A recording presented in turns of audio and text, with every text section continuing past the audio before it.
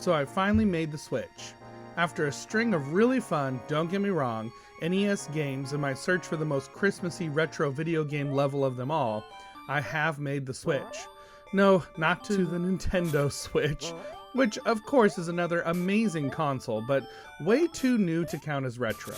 No, I am talking about the switch to the Super Nintendo Entertainment System.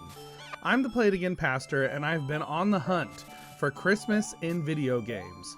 Today I'm playing The Magical Quest, starring Mickey Mouse for the SNES.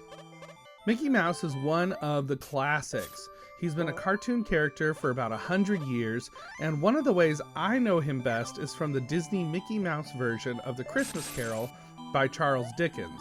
So naturally, I decided I needed to explore the SNES video games starring Mickey Mouse, because I already know that Mickey Mousecapade for the NES contains only one snowy scene in one level, and it definitely wouldn't be enough to qualify for Christmas. The Magical Quest was a game I didn't discover until I was older, searching through online lists of Disney games to see what was out there that I had never played. I saw this one, found a cart at my local retro game store, and started playing. I beat the entire game in one playthrough, and I remember enjoying it with a vague notion of some kind of wintry level at some point in the wintry mix of my memory. Snowy Valley is the fourth world you encounter in the game. You play as Mickey Mouse searching for Pluto, who has been kidnapped by Pete and taken to Pete's castle. As you journey to rescue poor Pluto, you travel through forests and caves, up the sides of mountains, and finally into the Snowy Valley.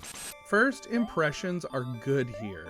The graphics have taken that 16-bit upgrade and used them to the best of their ability. Stars shimmer in the backgrounds, everything glistens in a bluish-white icy hue, and even the soundtrack makes use of the tinny higher notes to represent ice cracking and sparking. Right off the bat, you can't miss the magical quality of the level design here. Mickey's controls are a little stiff, and often it is tricky to land those jumps exactly how you wish they would land.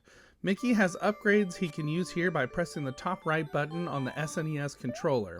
He can change into a firefighter costume, a magician, a mountain climber, or back to regular Mickey.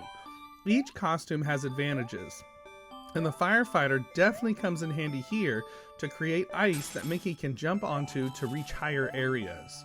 There are these little fluff balls that hop out of the ground, and strange rubber flowers that bounce you back when you hit them.